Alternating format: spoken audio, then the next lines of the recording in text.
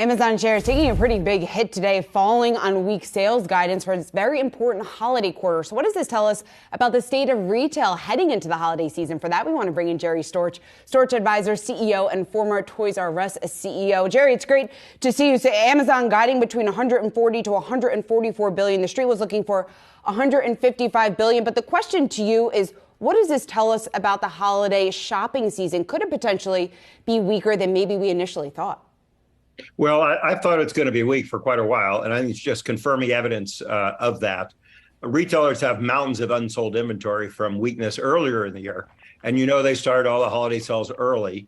But history shows it's really difficult to grow the holiday just by starting the sales earlier. So they probably pulled some sales forward into early October. Now we've got the election sucking up all the oxygen. Then we'll come out of it. But by and large, the reality is it's going to be a very promotional holiday season. The consumer is clearly weakening when you look at the data. With inflation rising so rapidly, necessities like food and gasoline, a lot of money is going to those kinds of things. People are simply having to spend more to get the same thing. So it's going to be a tough holiday season. Look, you see warnings from everyone. I'm like Mattel.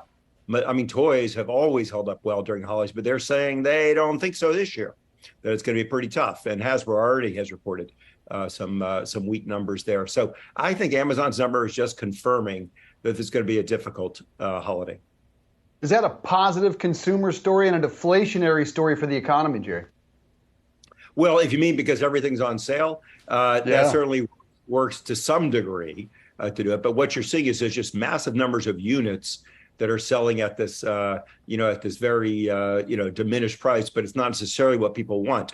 I was heartened. I'm an Apple shareholder, like I think almost everyone in the world is, one way or the other, right? But heartened by Apple's success. You see, if people will pay for what they want. The problem is retailers have all these products people do not want. And so, the question is how much do you have to put them on sale before you sell something nobody wants?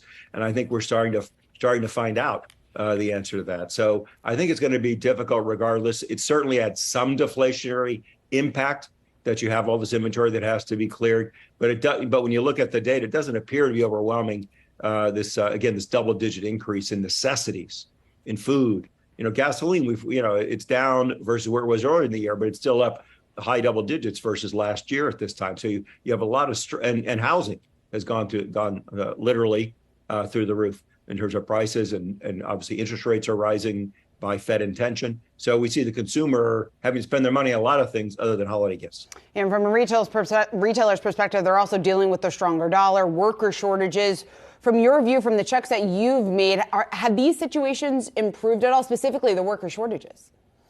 I don't think the worker shortage is improving very much. The supply chain issues have mitigated somewhat, but of course that's because retailers are slowing down their purchases with all of this glut of inventory out there, and with what most of them have, which is a very very subdued outlook for the holiday season at this point. Again, there are very few, other than some of the luxury brands, very few retailers who are saying, "Wow, this is really fantastic. It's going to be the best year ever." You get some good reports out of people like some of the food companies, some of the CPG companies, but that's exactly what we're saying. They're raising their prices, and consumers, their necessities, or people view them as such, and you get good numbers out of those sectors. Jerry, speaking of bloated inventories, Adidas has a very interesting inventory issue with loads of Yeezy merchandise, their signature product. What do you expect them to do with it? And what is the comeback story for a brand that's so closely identified with someone that they had to cut ties with? Is it similar to what Nike would have to do if, God forbid, they ever had to cut ties with the Jordan brand? I tell you, I don't know what's going to happen to the inventory that's been produced and not sold. In the old days, which is totally unacceptable these days, they probably would have dug a hole in the ground and dumped it in there.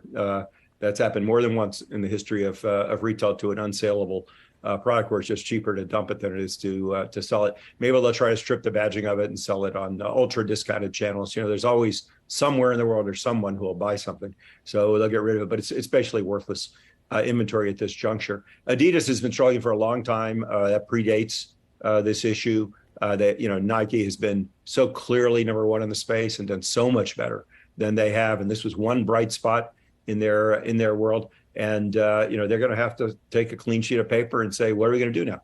Because they had a problem before this, and now it's doubled down.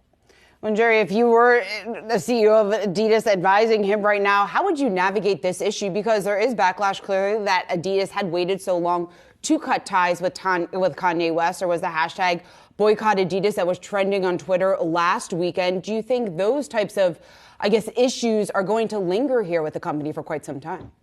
No, I really don't. I mean, I think they took the tough action, and it's a little, it's easy for some people to say, hey, we won't do business with them anymore when it's not a big part of your business. It was a bold step, and I think a strong statement on Adidas's part, and I commend them for it to take the action that they did. So I think that'll vanish in terms of the concern. What they need to do is find product people want to buy and sell that. And that's where they've been struggling, at least compared to Nike. I mean, Nike has just been spectacular, let's be honest. And as we were just talking about, even they have inventory problems, right?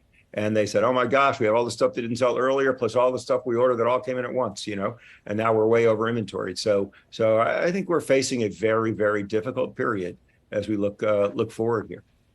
No one seems immune.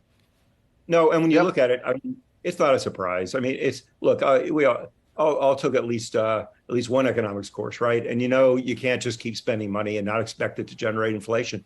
And the only tool that we're using right now to mitigate this is increasing the interest rates. And clearly, low interest rates and lax Fed policy was one factor leading to inflation. But we all know it was also the COVID pandemic, supply chain issues, worker shortages, and government spending all over the world. Not just in the U.S., but massive government spending that led to the kind of inflation that we're seeing right now. And if we were a different country other than the U.S. and didn't have such a sort of a bedrock currency, if we were Greece or something, people would say you have to cut your spending and balance your budget if you want to get inflation under control, right? Well, we're never going to do that. So all we do is just keep raising interest rates until eventually the only thing that can happen is that we plunge ourselves into a real old-fashioned recession. So I'm a little worried about that. I have to be honest with you, and I don't think we're in a good place. So, but you're not alone. Christmas always comes. You're not alone in those concerns. Jerry Storch, good to see you, sir. Enjoy the weekend.